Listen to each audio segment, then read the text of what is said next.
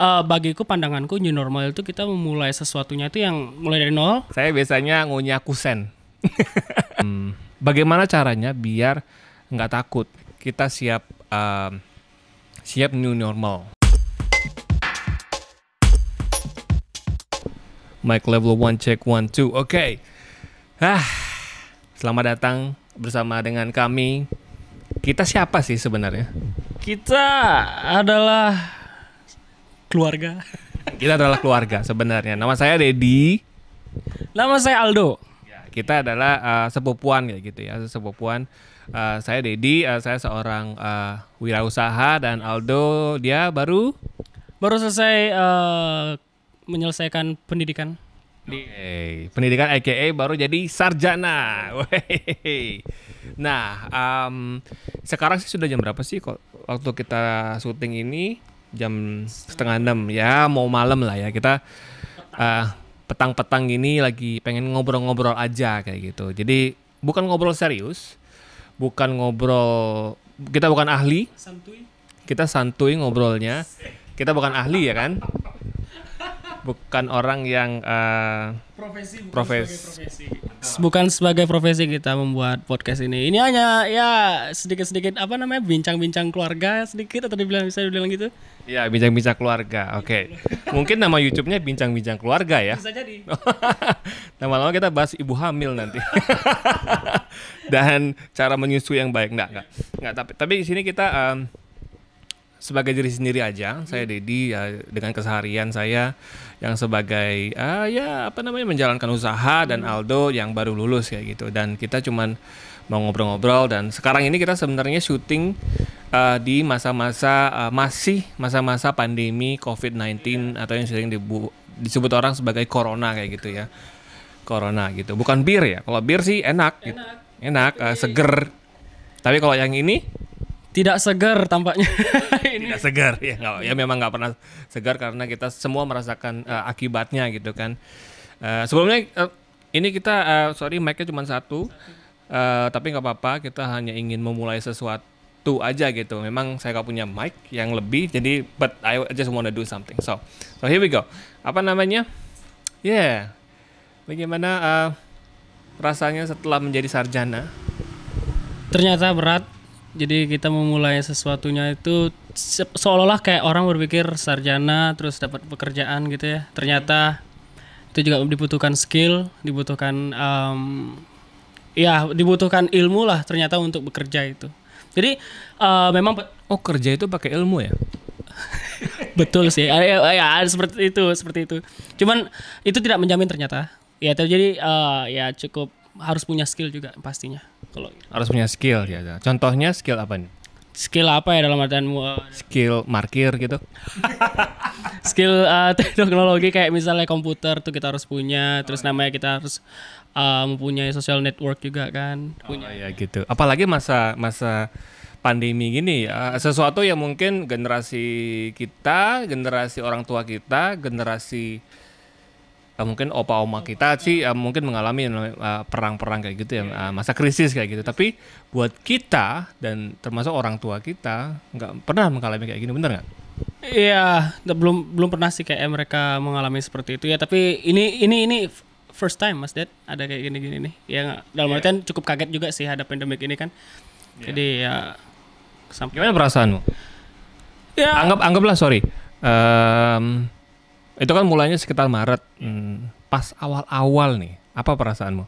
Pas awal-awal sih yang pastinya semuanya terkurangi ya, karena orang tua juga saya masih ikut orang tua, jadi orang tua juga kehilangan pekerjaan kayak gitu-gitu ya, di pengurangan jam kerja kayak gitu-gitu ada. Ya itu sangat ngaruh ke siapapun ya gitu kan. Nah, kita sudah sekitar 2-3 bulan di masa pandemi ini. Cuman dari beberapa rentetan kejadian lah selama pandemi ini, khususnya kalau Indonesia, yang ngomong Indonesia gitu, sekarang itu kita mau memasuki yang namanya masa new normal oleh Bapak Jokowi, bener nggak sih? Iya. Kalau yang aku kurang tahu sih new normal secara teknis tuh kayak gimana ya. New normal secara figuratif atau cuman apa bayangan aja, mungkin semua orang bisa jelasin. Tapi Aldo sempat baca nggak sih new normal yang dicanangkan oleh Bapak Presiden lah ya? Itu apa sih yang sedang dicanangkan? By the way, aku tidak terlalu ikut politik ya Mas ya. Cuman bagiku pandanganku new normal itu kita memulai sesuatunya itu yang mulai dari nol. Kamu bukannya anggota partai Kendi Emas? Partai Aladin no. Ya, jadi itu semuanya dimulai dari nol, kayak istilahnya kalau pandanganku nih Mas Ded ya, karena aku juga tidak terlalu politik banget. Jadi pandanganku ini semuanya akan seperti biasa gitu. Jadi kayak anggapannya corona ini seperti DB kayak gitu-gitu. Aku nganggapnya sih. Jadi semua itu normal. Tapi kalau yang sempat dibaca kan, Aldo tadi sempat baca tuh mengenai Pak Presidennya ngomong apa itu apa sih sebenarnya? Kutipan yang paling penting dari Pak Jokowi adalah new normal itu kita harus berdamai dengan COVID-19. Berdamai dengan COVID-19. Kira-kira apa ya maksudnya? Kalau menurut aku berdamai itu dalam arti gini. Reaksi pertama manusia yang normal adalah satu, takut. Sebelum dia apa namanya berbuat sesuatu, berpikir sesuatu, dia pasti secara alami akan mengalami takut kayak gitu. Misalnya kita detik-detik kita ya detik-detik kita sakit, kita pasti takut. Sama seperti itu. Nah, inilah waktunya kita untuk bagaimana caranya biar nggak takut kayak gitu. Ada istilah namanya psikosomatis. Pernah dengar nggak sih? Enggak sih. Psikosomatis itu sejenis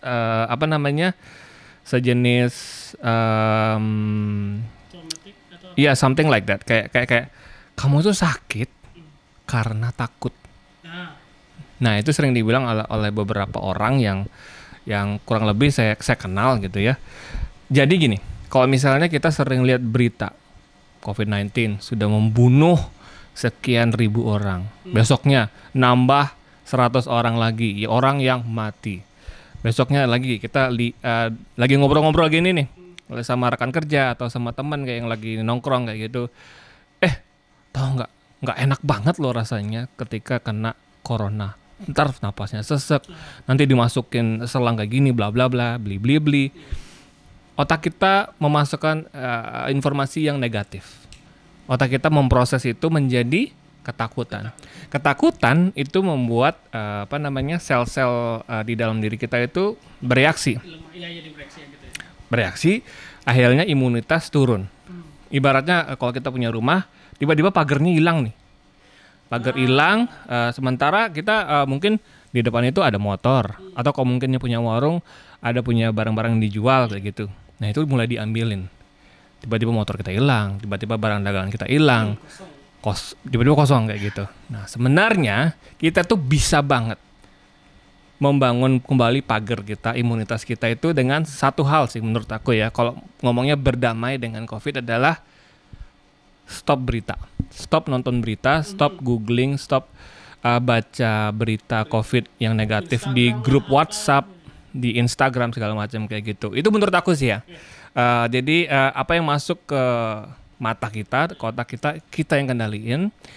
Itulah yang bisa kita lakukan kayak gitu. Kita nggak bisa mengendalikan apalah itu teori konspirasi, terus apa yang terjadi di pemerintahan, apa yang terjadi di bidang medis, apa yang kita pernah ditolak di sebuah rumah sakit, kita nggak bisa ngendaliin mereka. Yang kita bisa kendaliin itu apa sih? Otak kita. Tapi yang paling kita bisa kendalikan saat ini adalah ini. Ini kita nonton TV bisa matiin, bisa matiin. Jarang sekali orang zaman sekarang nonton TV di sini. Tiba-tiba si Om ini bilang apa? Makan jahe dikunyah bisa ngelangin corona, bla bla bla bla. Kayak gitu-gitu. Jadinya kita semakin ada tentang corona lagi, ada COVID lagi. Paling gitu. Itu yang mungkin ditepis satu-satu, udah dilewatin aja. Paling begitu. Kurang lebih sih gitu ya. Kontrol apa yang mau kamu lihat. BTW Mas Dede ngunyah kunyit juga? Enggak sih. Saya biasanya ngunyah kusen. Setelah bongkar ubin. Bongkar pasang ubin. Aduh. Ya jadi kita sebenarnya juga sih yang dibilang sama Mas Dede bahwa TV bisa dimatikan. Ini nih selalu tangan kita. Jadi setiap kapanpun, setiap event kita lagi apapun, kadang sorry ya kita lagi buang air pun, itu kadang-kadang gini, kadang-kadang apa namanya kita pegang HP. Ya jadi pasti aja info-info yang seperti itu yang bikin kita tuh terdoktrin bahwa kita tuh terkena kayak istilahnya dengar berita gini kita kan jadi takut seperti yang Mas bilang tuh apa scan for me adalah skiro. Nah itu skill apa ya gitu. Kayak itu. Jadi kita lebih gimana caranya untuk ya tahan-tahan lah sedikit ya lebih ambil aktivitas seperti ini. Kita ambil podcast ini kan tidak pegang HP. Iya kan betul ya. Kita tidak pegang HP kita membuang waktu kita untuk sesuatu yang sharing-sharing gini sehat. Iya enggak? Jadi seperti itu. Walaupun kita tidak berolahraga, kita sharing gini udah sehat. Dalam artian kita berhubungan sosial itu lebih penting daripada kita melihat berita tentang corona, COVID. Oke, ini pertanyaan yang ringan lah ya. Menurut Aldo, kapan ini berlalu? 1 bulan, 2 bulan, 1 tahun, 5 tahun, 5 generasi, sampai ketemu di Natal. Oh, Itu pandangan saya ya. Dan maksudnya kan Mas Didi bertanya, jadi ini bakal panjang sih menurut saya. Karena mungkin penyakit ini, karena ini kan bisa karena kita berhidupan sosial ya. Karena orang-orang juga yang kita tidak tahu orang ini bakal kena atau enggak, kita di mana kita berada, orang pegang apapun besi pun kadang-kadang kita nggak tahu, uang pun kadang-kadang Mas Didi tahu ya itu dengan beritanya, dengan uang pun kita transaksi atau apapun kita tidak bakal tahu dan bakal lama bagi saya sih. Tidak harus itu ya, tidak harus Desember, maybe longer or agak sedikit mungkin dari sebelumnya sudah selesai, bakal panjang menurut saya sih seperti itu. ya. Bagian yang kamu bilang panjang itu setuju banget karena aku sempat sering bahas sih sama istri kalau masa ini, kalau kita sebut ada yang namanya masa pasca corona, masa itu sepertinya akan bukan kayak seperti pintu yang tiba-tiba dibuka jeblak kayak gitu, tiba-tiba kita bebas dan normal seperti biasa. Enggak. Itu akan sangat pelan sekali sampai kita nggak ngerasa kita sudah melalui itu. Dan mungkin ini bukan berpikir gimana, dan mungkin ada risiko akan terjadi lagi dan kita harus siap sih. Kalau ada pandemi kedua, entahlah namanya apa, entah nanti namanya Heineken atau nanti namanya Bintang, nggak tahu kayak gitu. Bisa aja loh. Ya mana tahu ya gitu kan. Iya. Iya kan, saya tahu Bintang ya. Ya mana tahu gitu. Jadi harus siap aja sih. Punya mentalitas bahwa kita siap pandemi, kita siap new normal kayak gitu. Jadi kalau menurut aku ini ya, saat ini yang jadi masalah itu bukan melulu si pemerintah salah, si ini salah, si Donald Trump salah, si Cina salah, Bill Gates salah, which is I don't know siapa yang salah sebenarnya. Menurutku sekarang itu yang salah adalah normal itu sendiri. Something wrong, apa yang salah dengan segala sesuatu ini is the normal itself. Kita udah nggak bisa tuh normal kayak kita apa sih, biasanya kan kita ketemu sama orang kayak pelukan kayak gitu. Itu akan menjadi masalah nanti. Jadi jangan berpikir seperti normal lagi. Kita dulu mungkin lebih sering, mungkin masih sampai sekarang ya, pakai, tadi dibilang pakai duit cash. Kenapa nggak mulai pakai cashless kayak gitu. Hal seperti itu yang kita latih sih. So normal is the problem now. Tapi nggak semua normal ya, maksudnya hitung-hitung sendiri kayak gitu bagaimana. Jadi sepertinya itu sih, gimana kita memperkenalkan kepada otak kita tuh bahwa normal itu sudah habis masanya. Sekarang new normal itu kayak gini loh, dan nggak gampang loh, bener nggak gampang memperkenalkan new normal kepada siapapun, orang pintar, orang kaya, orang miskin, semuanya, bener nggak? Iya, jadi seperti kayak istilahnya apa istilahnya kebiasaan kita ya, behavior kita untuk apa namanya melakukan hal-hal seperti yang Mas Dede bilang tadi, berpelukan itu sudah kayak nggak boleh social distancing langsung gitu. Kita salaman social distancing gitu.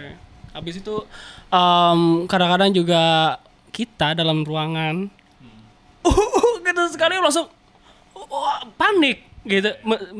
Menurut Mas Dede setuju tidak dengan itu? Jadi kayak istilahnya sesuatu yang normal itu sudah kayaknya hilang gitu.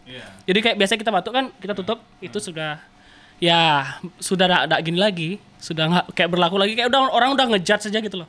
Iya kan, bisa dibilang gitu. Ya akan berbeda masanya nanti kayak gitu. Dan tapi kita sangat mendukung sih Bapak Jokowi, pemimpin kita lah ya, yang bilang kalau kita harus mulai bergerak ke yang namanya new normal, di mana ada beberapa bisnis yang boleh dibuka dan lain-lain. Itu kita luar biasa sih, kita ngikut dengan itu, karena ekonomi juga harus jalan ya. Ekonomi itu bukan hanya tentang uang saja, tapi sebenarnya penghidupan orang. Apa yang mau dihidupi kalau nggak ada orangnya, gitu. Boleh aku nanya ya. Jadi menurut Mas Dede ini apakah suatu solusi yang benar atau salah, bahwa ada dengar sih ini dapat lagi-lagi aku dapat dari info dari WA juga sih, dari WhatsApp gitu, dari info dari media bahwa orang yang di atas 55 tahun itu tidak boleh keluar. Tidak boleh melakukan hal di mall, transaksi apapun di dalam ruangan. Itu menurut Mas Dede gimana sih? Kalau aku sih depends ya, bingung juga sih, kayak dalam artian sesuatu yang yang baru banget nih, kayak kita dilarang banget kayak gitu loh. Gimana menurut Mas? Sebenarnya tergantung siapa orang yang di atas 55 tahun ini, dia kegiatannya apa. Kalau misalnya orang 55 tahun ini dia punya toko di mall atau di macam di Tanah Abang yang tokonya sempit dan banyak orang seliweran, di pasar dia buka warung kayak gitu, dia harus kerja untuk itu. Tapi dia itu fit, dia itu mungkin makannya biasa aja, tapi dia selalu gerak, dia punya metabolisme yang bagus. Why not? Kenapa enggak? Mau dia 60, orang di atas 65 tahun pun banyak yang kerja di pasar, benar nggak? Coba ke Pasar Badung, kita kebetulan di Bali. Di Bali itu nama pasarnya yang terbesar adalah, salah satunya adalah Pasar Badung. Coba kita ke Pasar Badung, banyak orang yang udah tua dan fine aja. Kenapa? Karena hidup mereka itu aktif, hidup mereka secara badan mereka aktif. Mereka dari pagi sampai malam itu punya kegiatan yang hampir sama. Terus secara mentalitas juga dia selalu ada yang dikejar, berinteraksi sama orang lain, jadi aktif. Nah itu secara mental yang namanya psikosomatis akan terhindari. That's what I say. Kira-kira ada penutup? Penutupnya adalah bahwa ya kita harus new normal, ya kita ikutin aja sih apa maunya pemerintah yang pasti. Dengan masih di situasi pandemik ini, jangan lupa pakai masker, kita harus bersih. Pulang dari melakukan hal-hal mungkin kegiatan apa, mandi gitu. Jadi untuk masih sekarang ini social distancing harus tetap dijaga sih Mas, menurutku. Ya, social distancing, physical distancing, dan kalau aku mengingatkan diriku sendiri adalah jangan kasih pintu untuk ketakutan, itu aja. Informasi dijaga, gunakan internet dengan baik, itu aja sih. So, inilah kita, aku nggak tahu namanya ini akan jadi apa ya. Nanti. Nggak tahu masuknya ke YouTube apa segala macam. Let's see. Tapi kalau mau bisa subscribe dan komen gitu ya. Subscribe bro. Subscribe itu gratis, kata-kata YouTuber kan. Subscribe itu gratis ya gitu. mereka. Ya intinya subscribe untuk mendapatkan info-info yang lebih sederhana. Sebenarnya nggak janji sih kita ngasih info apa-apa. Tapi ya itu aja. Kita berusaha positif dan kita cuma mau ngobrol. Mau dilihat sama satu orang atau dua orang nggak apa-apa. Yang penting kita sudah malam ini ngobrol kayak gitu. Kita ngobrol untuk kita berdua, bukan untuk yang lainnya kayak gitu. So thank you for watching and goodbye.